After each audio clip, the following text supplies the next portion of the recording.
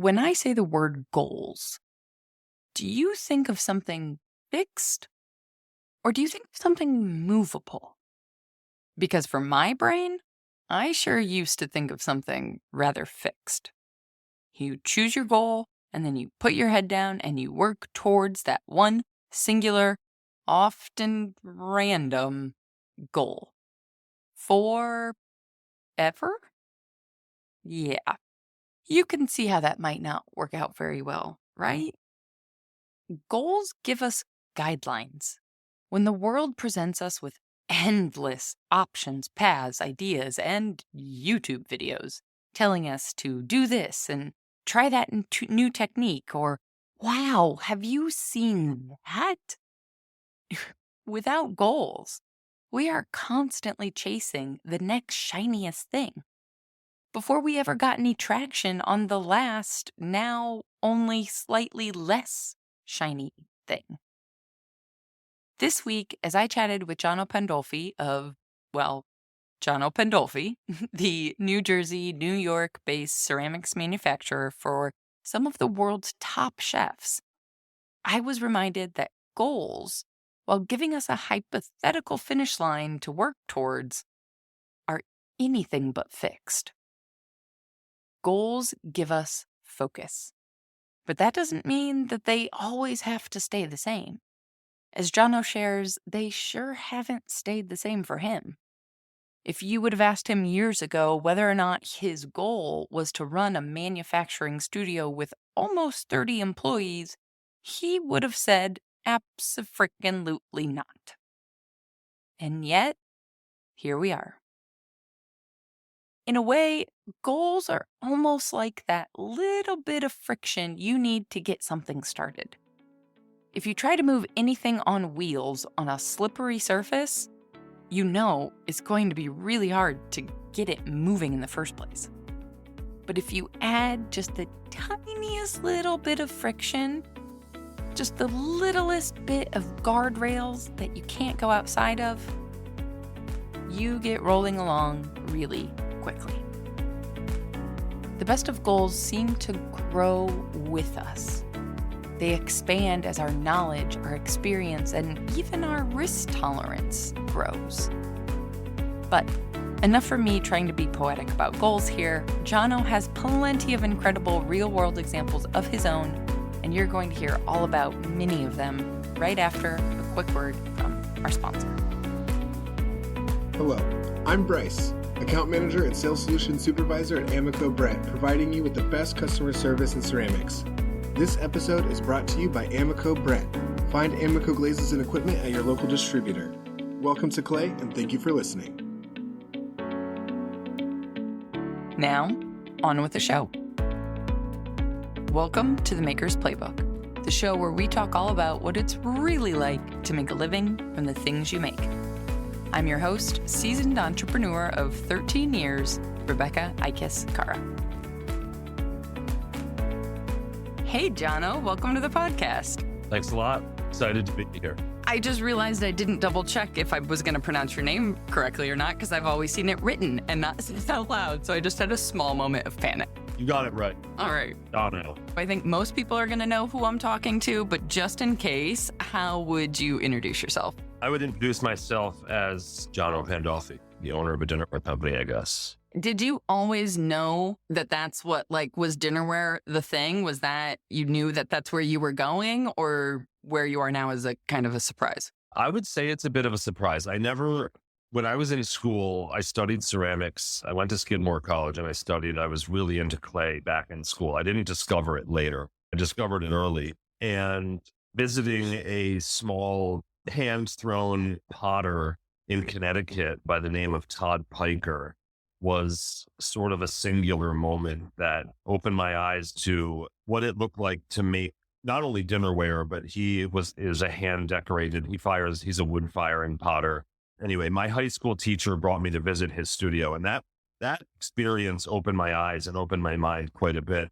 So I was always interested in functional pottery, and I pursued it and I studied it in college, but I never thought I would end up on the path that I'm on now, which is building a manufacturing business and not only designing really cool dinnerware and products that I'm excited about, but manufacturing them kind of on a bigger level. So that's been exciting and that's been a discovery, and I've been learning all along. I'm totally excited to be doing functional pottery on this scale. We've spent the last summer selling at in-person shows and things like that. And I find that it's a really hard needle to thread between having it be art in people's minds in terms of the cost of art versus it being functional, right? Right. And that pottery is in this weird space, at least functional pots are in this weird space of like people comparing a mug to something on a shelf in a store. Do you feel like that manufacturing business model was the way to like actually make it work? Like in terms of functional pottery? I do. I do. Early on, when my business started to grow, when I first started, well, kind of going back a little bit, if you're interested, Yeah, by all means. my first 4 years after college, I spent teaching and taught full time at the high school level and learned a ton during that time. And that was a great place to be and a great place to sort of settle down after college. But it left me wanting a lot more in terms of pursuing my own work. So then I moved to New York and kind of tried to pursue a lot of different avenues. I had a jewelry line for a while, which was really cool, but didn't really end up going anywhere. And ceramics is where I wanted to end up. I spent a few years pursuing more of a career as a designer where I would design collections and try to license them to manufacturer and a retailer, say like Crate and Barrel. Yeah. And I thought that was a cool avenue to pursue. And I found some success there. But in the end, if the products didn't sell, the product was the product. I couldn't change it. And where I ended up finding success was sort of manufacturing more under my own roof and building that. And the avenue that I found that enabled me to grow that was hospitality and selling directly to restaurants. But yes, when I started my career as a potter and started to kind of get busy, I realized, or to me, what worked for me was, what kind of clicked in my mind was, okay, you're going to make your living doing this. You need to make a lot of it. So it wasn't just about figuring out what was the right level to make and just doing that.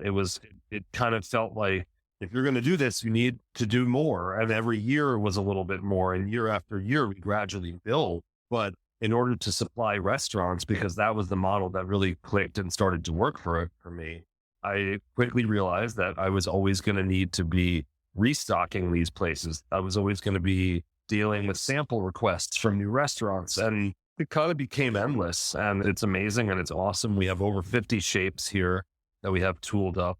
We do everything from throwing, hand building, jiggering, rolling on our roller machine. We do some ram pressing. We really do it all. And it's just amazing. And it's been fun to grow it to the point that we're at now. We have 29 employees and we're putting out about 1,000 pieces a day of stoneware. In New York City also, to be clear for everybody, because like Union City, New Jersey, but 2 miles from Manhattan. Yes. that's still some high overhead to battle. I don't think okay, when you pull out of New York State to New Jersey, maybe you get a little benefit, but I don't think it's not, as I'm looking at your sweatshirt, I don't think it's Idaho. Sometimes I wish it were, but I wouldn't have access to the culture and the customer base that you get when you're here. My wife and I spend a lot of time in the restaurants of New York and the 5 boroughs and Jersey City. I have access to a lot of amazing projects that are ongoing, but our customer base is far reaching beyond New York City. Actually, I just counted the other day, we're in 70 restaurants in the 5 boroughs. That's awesome. Yeah, thanks. And we're in about 500 restaurants worldwide. That's so cool. Yeah. How much, since you mentioned that, because this has been interesting. So my background for the last decade has been events. And that's a world where you absolutely have to be, at least my experience of it is I had to be present to it, right? I needed to be in Chicago. I needed to be at the networking events and be seen and all of that. And so much of the pottery experience has been less about that. It seemed like there's, especially with your wood firers and things like that, just by nature, they cannot be, you're not wood firing in Manhattan anytime soon that I know of. Okay. All right. Do you know somebody? Because I want to talk to them. Well, we just did a raku firing here the other. Sure. Yeah. Right. You're right. It's it doesn't lend, New York City does not lend itself to production pottery. Right. But there's a few of us that are dedicated to the gauze. And to be honest, you're right. And I feel like I find myself wishing that there was more of a sort of a community. There was a thing for a while, the Brooklyn Clay Art Tour, which was cool. There are a lot of group studios that are really doing well now. Brooklyn Clay has a couple locations. Obviously, there's Greenwich House and the amazing community that exists there. That's been going for over 100 years. That's a pottery school in Manhattan. It's like an incredible place. That's awesome. But it's hard to maintain connections with a lot of other potters because, yeah, everyone's just so busy trying to pursue all their own little avenues and all the little things that make our businesses click. And I think one thing that a lot of potters, we're probably all similar in many ways, but feel like a lot of us wind up in a situation where it's like, oh no, I'm the only one who knows how to do that little thing. And it's hard not to get sucked into that. But that's one thing I've sort of been training myself on for years. But I don't know how I got onto that tangent, but you mentioned events. And yeah, there is a cool community. For someone like myself, I sell mainly to chefs and to restaurants. So a couple months ago, we were in Manhattan for a Food and Wine Best New Chefs announcement. And there's a lot of cool networking opportunities for me there. There's existing customers, people that are newly minted Best New Chefs. Of course, I'm giving them a catalog. And my wife and I were just out in Ojai, California. There's an amazing resort there called the Ojai Valley Inn. Mm-hmm. And we supply dinnerware to them. So they're a really good customer. And they hosted this amazing event, the Ojai Valley Food and Wine Festival. Food and Wine, the magazine, was also involved this time. We were the official dinnerware supplier. So it was a great opportunity for me to travel and do a little work, but have a little bit of a nice kind of resort experience and eat off of our product and see it in the wild. That was amazing. But bringing it back to New York City, sorry, so much happens here. Yeah, I wouldn't want to be anywhere else. I was going to say, it sounds like the business you built really hinges on where you are and the opportunities that came from that. Unlike other pottery businesses that are kind of, I think of like Virgil Ortiz or your gallery artists and things like that.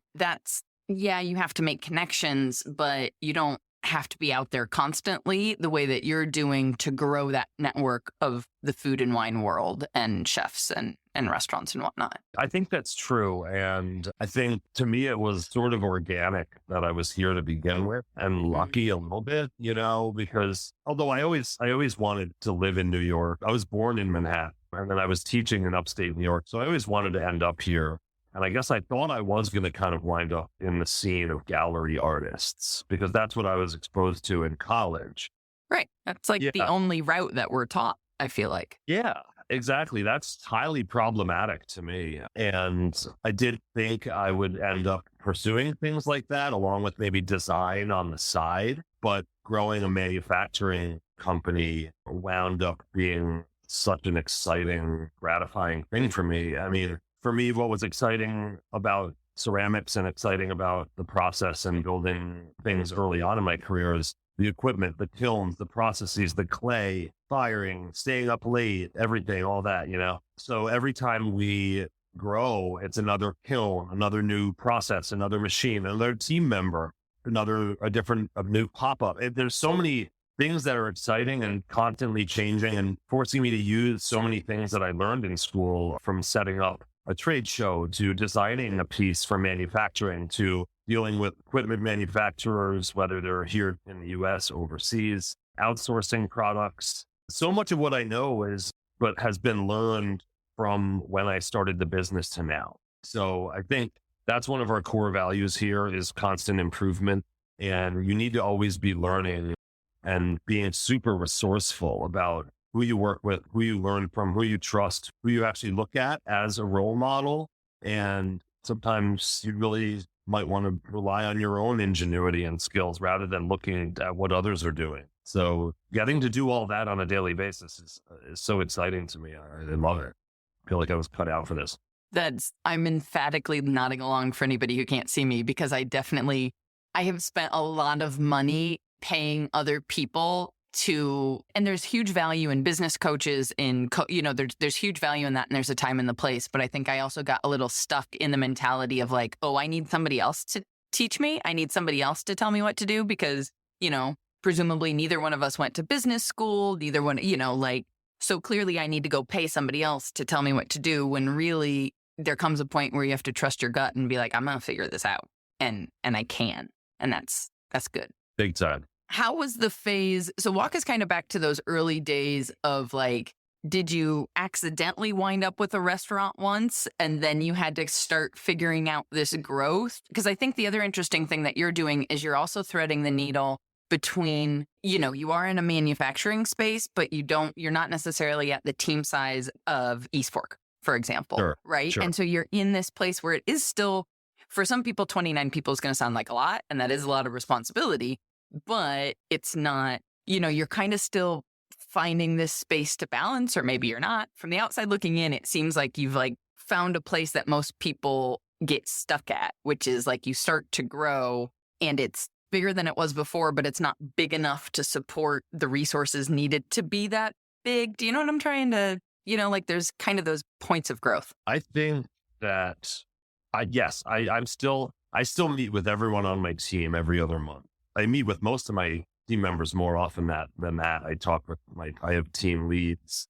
I'm all around. We have 14,000 square feet. So I'm bopping around and checking in with everybody, but I still do a sit down with everybody every other month. And I really want to maintain that culture and the culture that allowed us to start from one and get to this point. And so I think one thing that was key for me that we did about 2 years ago, and we worked with one situation where we did work with a consultant because I always try to do everything ourselves.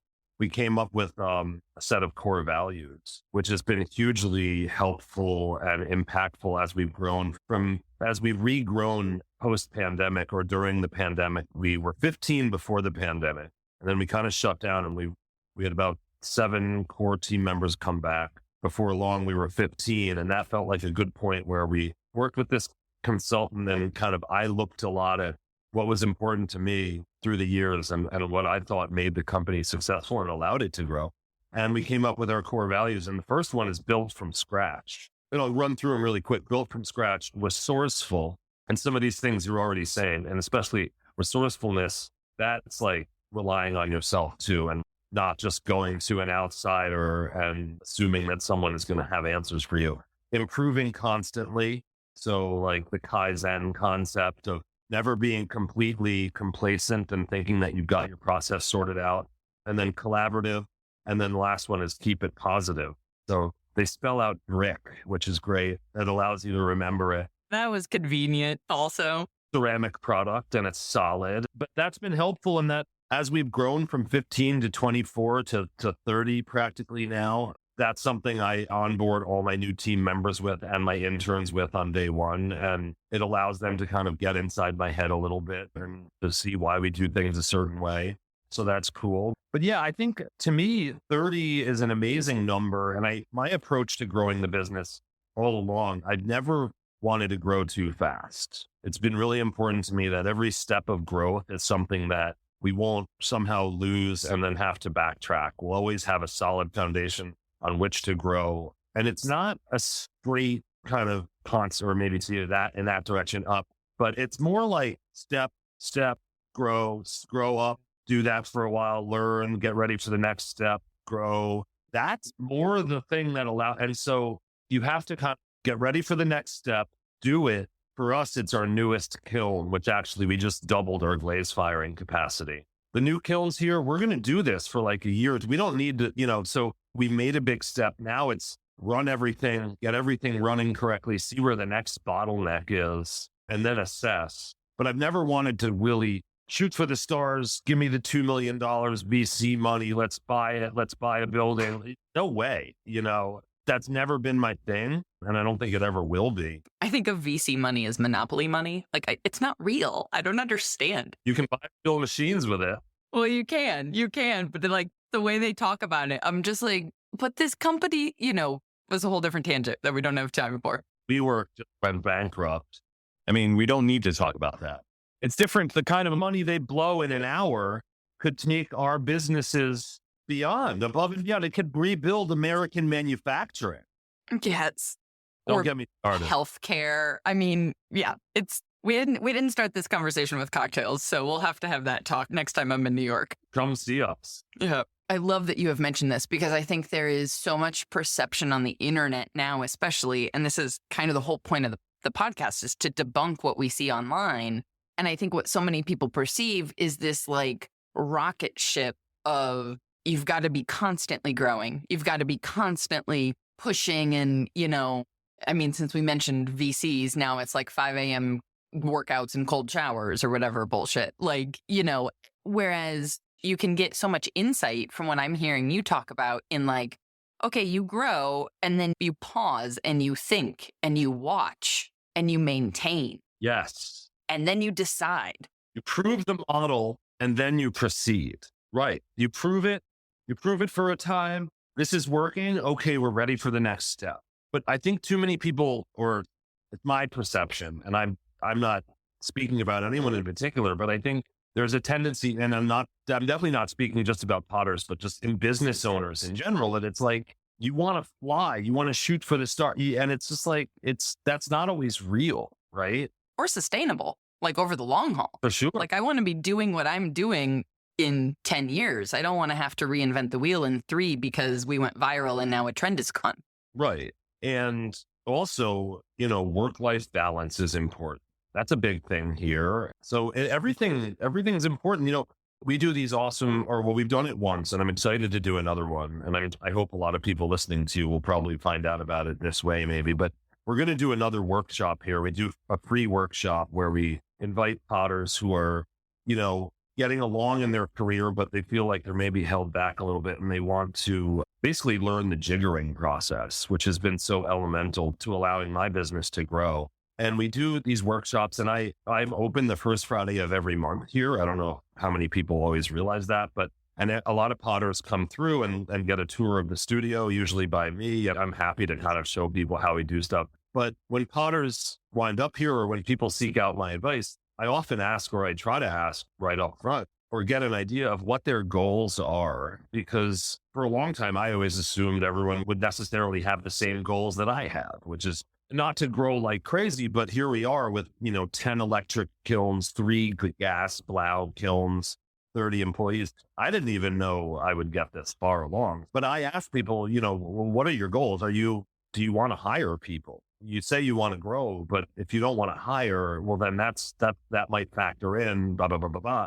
So I always try to get a feel for, what people's goals are when I'm talking about growing a business, and, what next steps people might want to take in order to attain greater success, or what do they consider success to be? Is it constant growth? Is it 100% growth per year, 200? Are you happy with 20% growth per year? How many employees are you willing to have? You know what I mean? You got to kind of think through this stuff eventually. And I don't think up front I was saying, I think a lot of potters probably think alike in certain ways. And we don't think very far out in advance, or I didn't when I started out. And that's one thing my brother Nick has helped me and helped me do and taught me to do. And one thing that's helped me grow as a business owner is I can now think further out, think further into the future, look at the big picture a little bit better. And we're achieving a lot of goals, and we're doing one thing that some potters don't do at all, which is set goals, so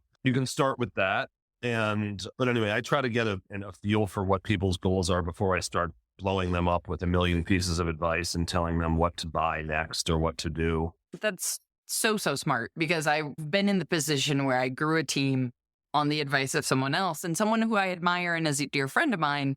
But it wasn't actually the lifestyle I was looking to have. It wasn't the freedoms and the work-life balance that I was looking to have, because it was actually hell of a lot more work, And I think, too, I remember last March I was speaking at NCECA, and somebody had asked me, he was kind of starting to tip his toes into growing a team and thinking that having a team was the answer to basically producing. The feeling I got was producing more work, making more money, and him having to work less.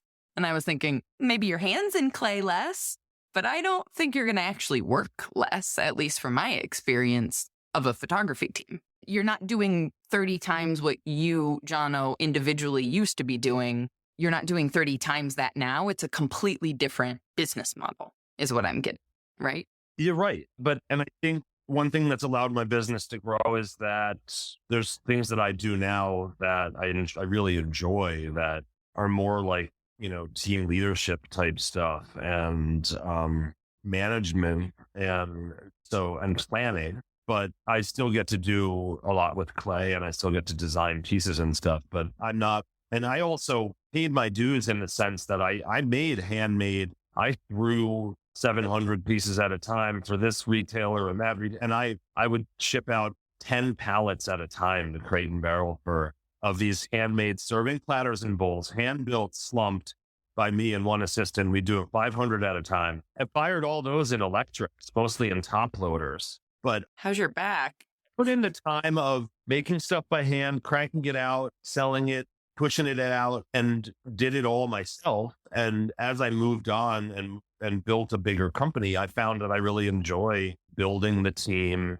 working with the team, doing team building stuff, and overall just making this a fun place to work. And I was mentioning work-life balance and et cetera. And I try to make sure that, everything that I try to, carve out for myself, my whole team has that. Our whole team has benefits, paid time off, sick day, everything. So it's important. And I think that's step one of building a bigger company too, or even a small team, is trying to make the workplace and try to get your head around benefits and find ways to pay your team back as much as possible and keep things healthy and happy first and foremost, and then worry about efficiency, productivity, and all the stuff that comes after that. Yeah. I love that. I remember the very first time I had a team member and the first conversation I had with a potential client about, being asked the question, why does it cost, the question we all get no matter what medium, why does it cost what it costs? And I had this moment of realization that I could sit there so much more confidently and comfortably because I was protecting my team members' time. I was protecting their value and not just my own. I mean, I should have been able to do that for myself also. Yes, that's a different conversation for therapy. But, to be able to sit there and be like, by doing this, we get to provide this life to these other people. Like that was such a cool moment. That is just what came to mind when you were saying that. Well, this also is kind of tangential to something I mentioned before we hit record, in that we've got some questions from our community members that I feel like connect with, because we're kind of talking about this transition between hand making stuff, handmade, actually physically making things into, use your term, like manufacturing, and how I think a lot of makers either maybe struggle with the pushback from people. Like Rhiannon in our community had seen some comments on your Instagram where people are challenging, like, is it pottery because a machine did it? Right. And what's that kind of response? And maybe you don't even engage in those conversations anymore because, Good question. but like how people sit with that and how it sits with you when you have put in so many hours. Thank you. Yeah. It's funny that there have been a few videos through the years, but especially one more recently where we showed one of our bowls getting made on a roller machine, which is certainly a machine formed piece. I would never argue with that. I mean, as a business owner and as a potter, who's been doing it like almost 20 years, but you wade into the semantics of what's handmade or what's not. It's kind of the whole thing of what's craft and what's art. At this point in my life, I don't. That's why I'm so happy selling to chefs as my primary audience. And I'm not at the craft market. I'm not at Lincoln Center. It's a different audience. And what matters to them is faster, cheaper plates. So that's my one of my bigger sort of allegiances is to my chefs and my customers. And getting back to, the semantics of what's handmade versus what's not, it is a sensitive issue. And there have been some heated discussions in the comments of Instagram, and we don't really wade in, which is good. Of course, it's tempting for me to, when I'm scrolling, it's like, oh my God, I can't believe what I'm reading. And because people are enraged that we've applied a spiral by hand when it's not a machine, when it's not a hand thrown piece, et cetera. I think in the end, it's funny that kind of deep engagement or intense engagement in the comments ends up driving the post traffic. It doesn't hurt us really in any way. We don't wade in. Other people come to our defense, which I absolutely love and value and respect. And I read. I don't feel too heated about it, but I really do. I do appreciate when people jump in and say, well, you're not factoring in all the time they figured out that took them to figure out. I love that. That's so, I hugely appreciate that. And again, we don't hide anything. We don't really keep secrets here. We made a decision eventually to, put up a video of the roller process. And of course, look what happened. Back when we started jiggering, we got similar comments. I was just going to say, I don't think exchange any piece of equipment. It doesn't even matter what it is. That's the same feeling. Exactly. If you ask me what my goal is as a business owner, it's to provide the best handmade or the best honestly, most of it is handmade, and we can go back to that, but we still call it handmade. You saw me just reflexively say it right there. It's funny. I have to work on that, but the best, handmade or USA made for sure dinnerware for hospitality. And hospitality is our primary client, our chefs, our restaurants. There's over 500 of them. Anybody that buys from us this year, generally half of them will be back next year to buy more. And it just keeps on spreading our footprint. It's incredible. That's my mission, is to provide the best quality, consistency to them. And it's not my dyed in the wool mission to provide handmade dinnerware to the day I die. The mission is to provide more better dinnerware options, to give chefs great options and honestly options that they can afford and use. So if I was dead set on making everything on the wheel and throwing it, cutting it off a bat, drying it overnight, flipping it, trimming it, dealing with all that,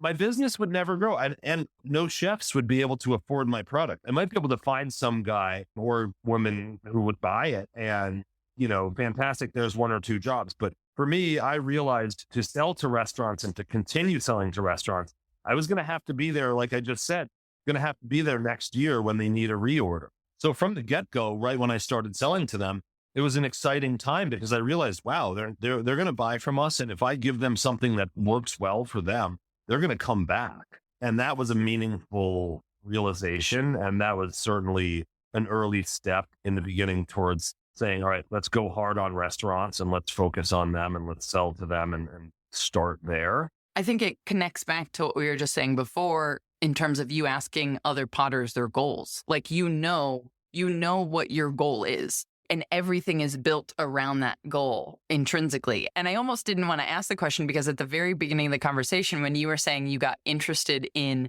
design and you were doing design for manufacturing, I was like, oh, well, that's the answer. Like, it wasn't, because sometimes I think our identity gets wrapped up in this one action, this one thing.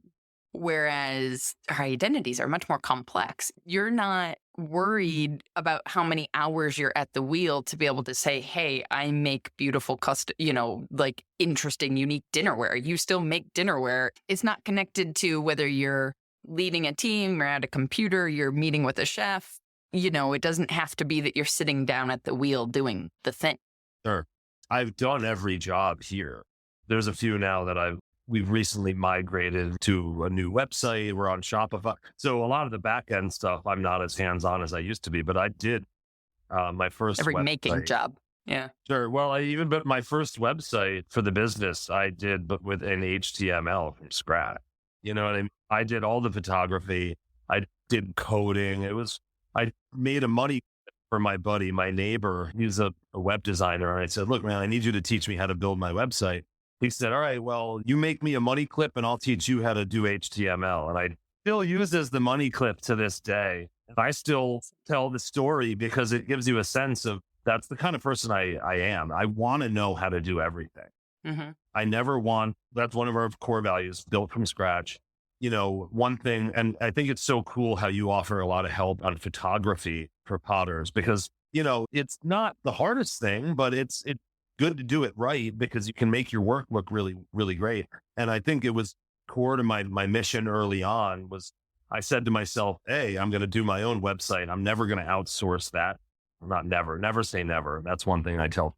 But, early on in my career, I can't be paying some guy a few grand to do a website for me. I don't even have $300 to buy raw materials, So I said, my downstairs neighbor knows how to do HTML. Let me just figure this out. I learned it and built from scratch. So it's a core value. And I was just about to say, we still do a lot of our own photography. here. And so that's part of our company culture, and the office crew knows it. And we have some peoples that pop in to help us with this and that from time to time, but we still have the equipment. We still, because new products are coming out every day. So if you need to call someone in, it's the whole thing. So it's core to our values to be able to do our things ourselves, built from scratch, resourceful. And, I still thank myself for being that way because, and people in the company dig it too, because it gives us a more of a rich job that we can work on, and it's like, oh, we can do a photo shoot. We get props. We do this. Everybody gets involved. It's great. I feel like it's like a necessity as a small business. One, just from when you are getting started, you might not have the resources financially to outsource everything, but also it empowers you when you do have the resources down the line. If you are outsourcing, you can hire well. You know something. Maybe you don't know as much as the person who's full-time doing this thing, but like you're not clueless. So you won't necessarily, for lack of a better word, get screwed because, you're like, well, hey, hold on a second. We don't need this or that. I just go back to, I had a high school English teacher, Mr. Hansky, who in the classroom had educate thyself up across the door, and I feel like that's exactly what you have to be able to do to be able to stay in business. That's cool. Yeah. When you run a business, if you run a ceramics business, if you run graphic design business, if you run any art business, and you're the creative director. You need to be able to run, your own team members. You need to be able to run your freelancers. You need to, like you said, not get screwed. Not everyone's out to screw everyone else, but we're all running a business, and there are people out there that you need to watch out for sometimes. But but yeah, you're right. It allows you to be a much better creative director. And I love being the creative director of this business, and I'm still really involved with. I'm the only product designer. I get feedback from people on the team and we work together, but we have a lot of printed collateral. That's important to us. And we do a lot of pop-up shops. We do a lot of work on those. We have a trade show, and I'm very involved, and I'm very particular about design. Some people obviously realize that because they know a lot about what we do, but that's my thing. It's like I'm an aesthetic thinker. That's why I got into this. I'm not a potter who needs to set out to make, drastically new stuff. And I'm not on some kind of creative bent where I'm like doing all these, never ending series of things. I love focusing on the products that we already do and not really improving them over time, keeping them the same over time, but improving the process, improving the efficiency. To me, that's such a creative endeavor that is so gratifying. It's such a challenge to create the same piece of dinnerware year in, year out when, the tooling might change, the equipment might change, you might bring in a new set of molds. That's the challenge that excites me of the ceramic side of it. I think that answers the other question that I had from our community members, which was how do you keep your sense of creativity in a process that's such high production? But unless you have a different answer, that sounded right there without knowing the question. Yeah, no, that is one of the answers. And one answer is we have a monthly special edition that we put out. We have a huge mailing list. I know that's a big thing for you. And that's, that's one of my first recommendations I make to people that are starting their business. And it's not like, what do you do to start? You've already started. Just start doing more of the right things and, keep on building. And one mistake people make, and I used to do this, and we all do this, is you say to yourself, oh, it's too late. I didn't do this yet. And just, God, that's natural. It's okay, but swallow it down, throw it away, and realize that you're already on the path. You just need to break out of some of the old patterns and bring in some new ideas sometimes to not continue a diagonal path, but to take the next little step so you can coast along, learn something, get a little more of a view from far, and take the next steps to grow your business, if that's your goal, right? I think I think it all sums up, and I know we're coming up on time. It's that hard inner, like you have to look in at yourself to decide what you actually want, right? Because you're looking out on the internet and seeing what all these other people are doing and going, oh my gosh, I should do this, I should do that. And if we're not actually honest with ourselves, this has been the reckoning I've had with photography and at events in the wedding world is like, what I have to do to achieve the goals I was setting for myself is not actually the lifestyle that I want to have. And so then you had to, because I was just looking at everybody else and what they were doing to be like, okay, this is my next goal. This is the next rung to climb.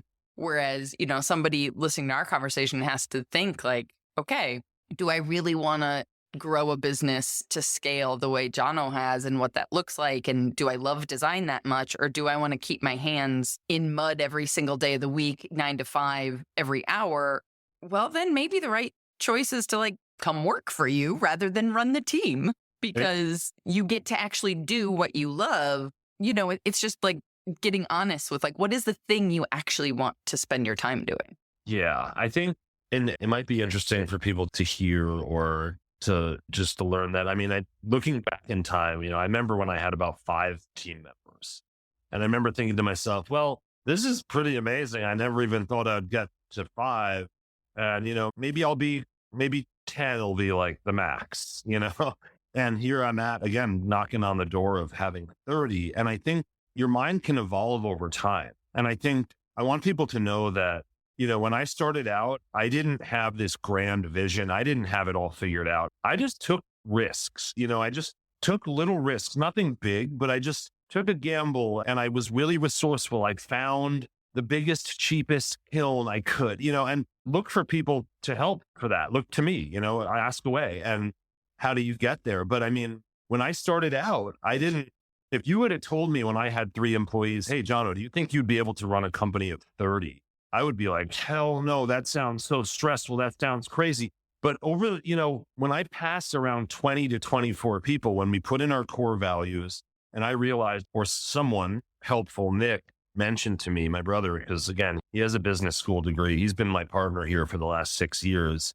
He said to me, they say, and they being the people out there in the world of business, they say, when your company passes about 24 people, that's the point when the CEO like no longer knows anybody. They no longer not knows anybody, but it's when you can't know everybody. It's when you can't have it be intimate. You can't have it be XYZ.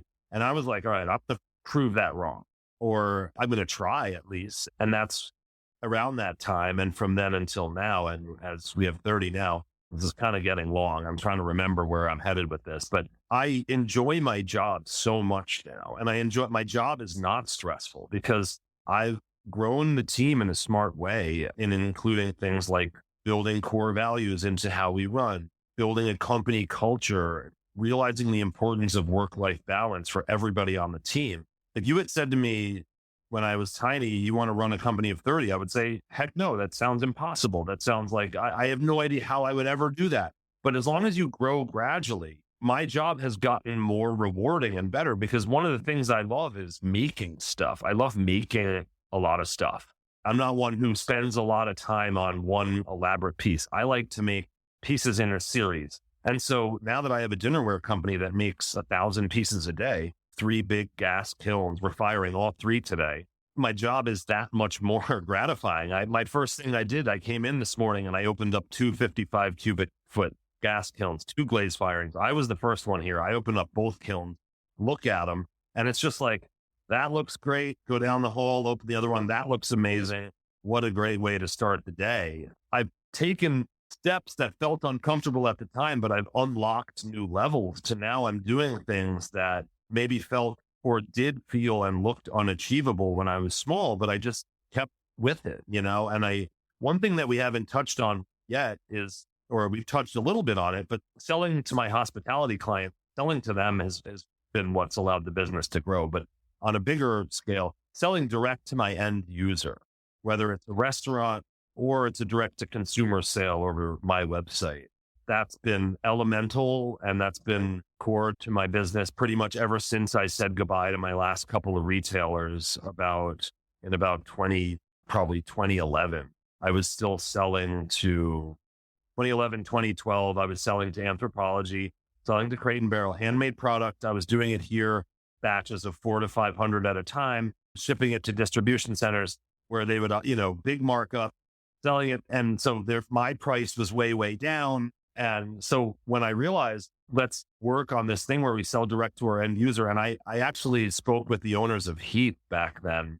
I had an opportunity to meet them, and they were really cool. And then And they were really open about their whole new mission about opening more stores, not selling to retailers. They opened their own retail operations, and that's allowed their business to grow and be successful. And that's a business I hugely admire. And I learned a lot from them early. And anyway, going back to what I was saying, just selling direct to your end user as a craftsperson or a manufacturer should be high, high, high on your list of priorities. If you want to grow and you want to provide more value to your customer and you want to get the most value out of the time you put in your product. I have a lot of questions about that. And I know you have a appointment. So I feel like we're going to.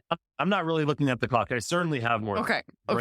I love, I was like, this is like a whole nother can of worms because on the one hand, when I think about, we've talked about getting into wholesale and things like that. And when you do have the production skills to actually make and being really strategic, I should say, about what things we're putting into wholesale, right? There's not going to be a teapot in wholesale. Well, I mean, I actually don't know why you say that. Why not? Oh, like from a time strategy standpoint, right? So thinking about very simple cylinder forms. For me, wholesale makes sense when it's something that you can make quickly enough, easily enough, not a lot of all the extra steps of the process that a teapot provides in terms of lids and handles and spouts and all of that. Right. Because when I think, having only started this, so we don't have a lot of experience yet, but when I compare it to the photography side of things, when I think of wholesale, I think of the ability to be able to have one client and a much larger order instead of having many people buy one thing, which is my brain for direct to consumer. So being the person in the household that is in charge of customer service and answering emails, I'm like, how about wholesale? Yeah, I get that. But I also get what you're saying in terms of like the brand recognition, the knowledge of your business out in the world. Because with wholesale, nobody's going to know who we are, right? Nobody knows who you are. And the margins. I mean, when you sell to a retailer, then they double the price. They send it on. They want to sell it. In the end, everyone gets squeezed a little bit. When I sell direct to my end user, which in most cases, 75% of what we make goes to restaurants. 20% sells through jonopandolfi.com, direct to consumer households. But when we sell direct to consumer, we sell at a higher price than we sell to our restaurant customers. But it's not, our restaurant customers aren't buying it for half of the retail price. So we've kind of blown up this whole, or we don't subscribe to this whole MSRP wholesale retail price structure. We've just sidestepped that altogether. And that's been smart. And I really do suggest to as many makers as I can to try and work that angle. And I see the appeal of selling a bigger order to a store rather than one piece here and there to your online customers. And you're right, it does require a bit of an organization to kind of serve that up. But over the years, we've built that organization and grown it and evolved it. And again, I started with a willingness to say, okay, let's learn this, let's get better and improve. And luckily, here we are still 12 years later. I guess I think of it as like, I think a lot of people think of wholesale as, well, here's what I could sell it for retail, and now I'm going to cut that in half. Whereas I'm coming from it at, what's the price we need to charge for it, period, in terms of if there's mass quantity, we can be more strategic with that price if someone's ordering 100 as opposed to one, but that price to begin with still has to work for us. It can't be less than what we actually need. And then from there, if I'm selling at retail on our website for the same price the shop is selling at retail for their site, but that difference in that margin then comes with work, right? It comes with having to grow that audience, to have the audience to show up to the website, to buy this stuff. Like where I'm getting at is, did you flip over to the direct to consumer once you were at a certain point where you knew you had an audience for it? Gradually, it was always there because it's another advantage of selling to restaurants. And I suggest to not all potters, because again, what are your goals? And if you're not going to be up for what it takes to sell to hospitality, then you should know that up front. But for potters that are up for it, I recommend selling to restaurants because when it comes to pricing, we are able to sell our products at a higher price just to these restaurants than it is to sell to a wholesale or a retailer. But what I was trying to say there was what we realized when we started selling to restaurants on a bigger scale was that just that created a great awareness of our product among foodies. So suddenly our plates are showing up in many of the best restaurants in many cities around the country. And people are flipping over the plates and saying, "What is this?" So if people are in a store and they flip over the plate because they like it, and then they buy it from the store, okay, that's what happens. If they're in a restaurant and they flip over a plate because they like it, they Google your name. So again, first advice to a lot of potters out there, make sure you can read your stamp. That's exactly what I was just thinking. I was at a restaurant recently that had used some of our dinnerware and some dinnerware from another potter. I couldn't read the guy's stamp or girl. I couldn't tell who it was.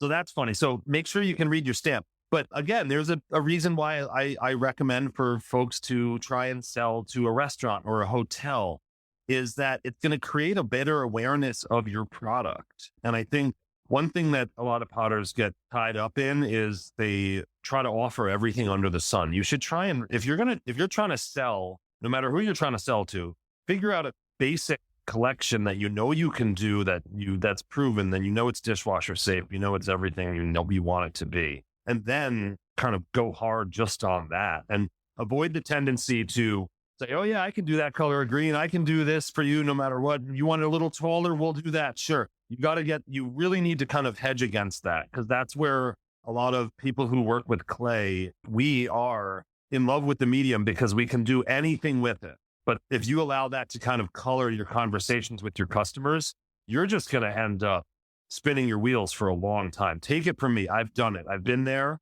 And like we were saying before, so we have over 50 shapes in our collection now. So I have molds for over 50 different shapes. Most of them are made on the jigger. And now we're really circling back to the handmade versus not handmade. And how does that all, because I wasn't trying to avoid that, but of the 50 roughly that we do, 3 of them are slip cast. We have about a half a dozen of shapes that we throw. And I work with a thrower in the local area. So we don't throw here on site. I'll throw samples and I'll give bisque samples. And I think there's opportunities for potters out there there are people like me whose businesses are growing and we need help of skilled people and potters. So I think if you're a potter and you're looking to grow your business, see about working with other people whose businesses are already rocking and rolling. And maybe you can help them. Maybe you can provide bisque to them. So we can help each other.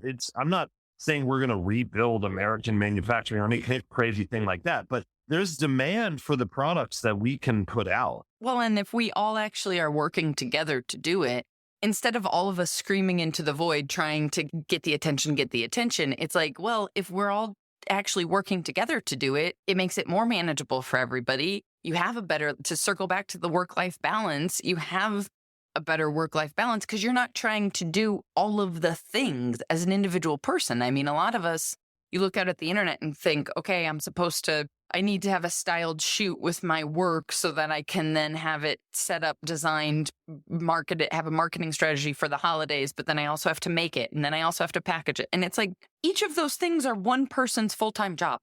People have talked a lot about like, oh, social media is so hard. And it's like, yeah, that's why people have full-time jobs in it. One way to look at it, as I was saying before, I started the business tiny, never would have seen it get this size, and it's more rewarding now. It's more fun and less stress.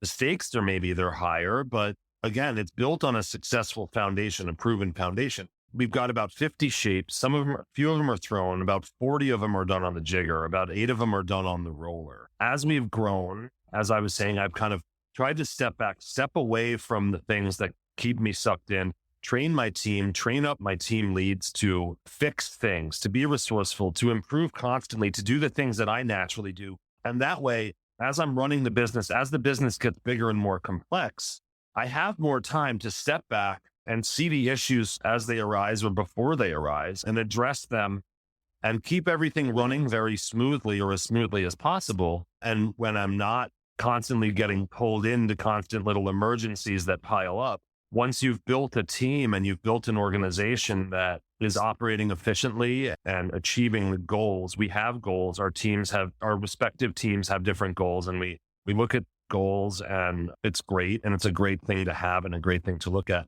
But the more you can put systems in place and gradually step back. You can look at the big picture. You can think further out. You can kind of assess. Running a business is like whack-a-mole, but like being able to kind of keep everything down and working and giving yourself space to solve and assess and think about what's the next step of growth and what's going to allow that. If you want that, that's what's going to allow you to be in a position maybe like that I'm in, hopefully, because it's been incredibly rewarding and gratifying. But I do want your team to know that, like or your listeners, and to know that when I started this, I never envisioned this quite fully. And I just stuck to my guns and stuck to my core values and worked hard and sought out help when necessary, but trusted my gut too a lot, I think that's the mic drop because I know I've pushed it already and I don't want to screw up the whole rest of your day by I could keep going for hours. So I think we're just going to have to do it again, or we're going to have to come back to New York.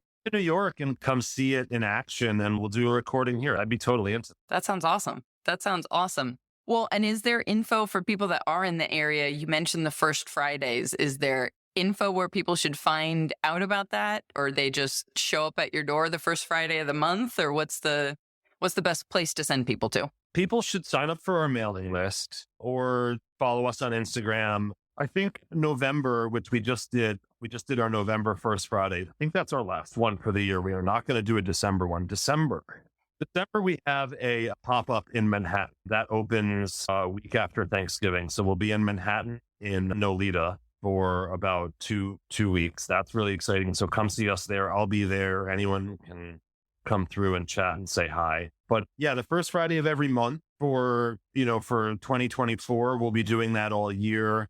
We announce it on our website. So if you're curious if we're doing it, just jump on our Instagram or our website. We'll usually be saying, hey, we're open this Friday from 10 to 5. Anyone can come in and they can ask away. I love showing people the process. We have 4 spaces here. So we have a forming studio that's like 4,000 square feet, a glazing studio, tons of warehouse space. So it's fun to see, and everyone's invited. You just pop onto any of those platforms and you'll see. Perfect. And I'll put links in the show notes so that they can just go straight there. And to make it full circle, it's like you get to do fun things like this because you have a team that supports you and you're not throwing pots at 1 a.m.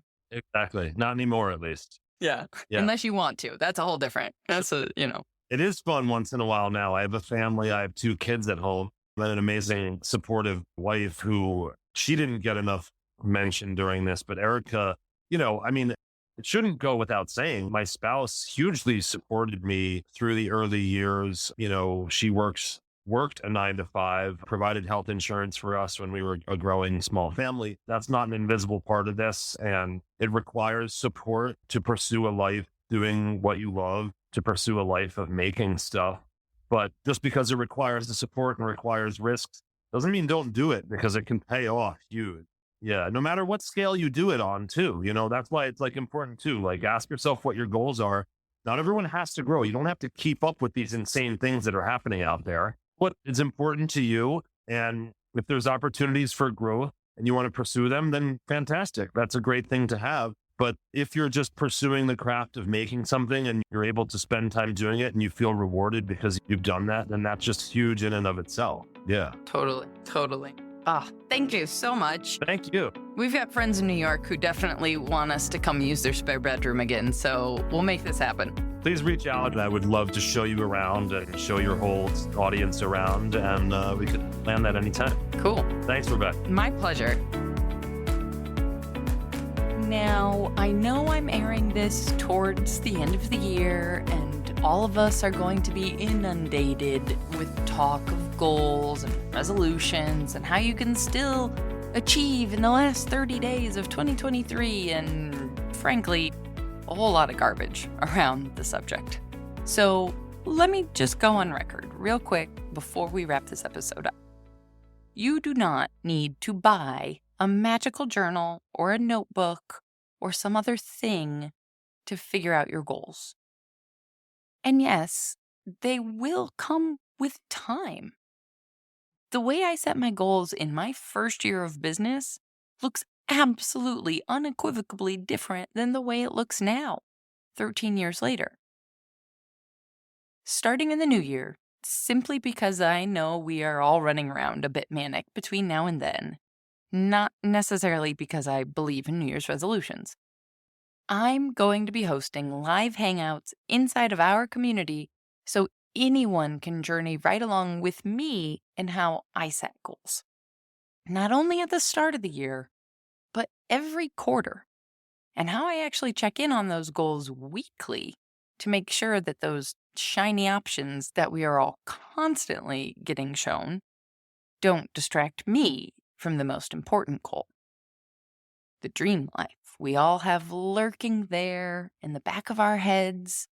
If we only might allow ourselves to even think a little bit more on it, to even consider that it might be a reality, that it might be possible. That dream life I bet you could describe in incredible detail if you allowed yourself to. So if you've loved this chat about how goals and core values can help guide us all, but still in a fluid and flexible and realistic kind of a way, I'd love for you to consider joining the community, whether now or in the new year or at some point in the undeterminable future. We have makers from all over the world, both full-timers and side hustlers, working together on the good days and the bad, equally trying to figure out how to make a living from their own unique dreams from the things that they make. If you're curious, you can learn more at makersplaybook.com/community. And if you have any questions, or if you just want to be connected directly to a fellow maker that's already a part of the community to learn more about their experience without my input, shoot me a DM on Instagram at The Maker's Playbook or an email to hello@makers-playbook.com. And I'd be happy to connect you with those who have given me permission to do so. Once again, this episode was made possible in part thanks to our sponsor, Amico. Hello, I'm Bryce, Account Manager and Sales Solution Supervisor at Amico Brett, providing you with the best customer service in ceramics. This episode is brought to you by Amico Brett. Find Amico glazes and equipment at your local distributor. Welcome to Clay, and thank you for listening. Audio post-production of this podcast is made possible by help from Christy Kotzfan, with promotional material assistance from Queenie Maliki. The Maker's Playbook podcast is recorded on the original homelands of the Potawatomi, Ho-Chunk, and Menominee people, where the people of Wisconsin's sovereign Anishinaabe, Ho-Chunk, Menominee, Oneida, and Mohican nations remain present. Until next time, my friends, go get back to making your dreams a reality, because together, we've got this.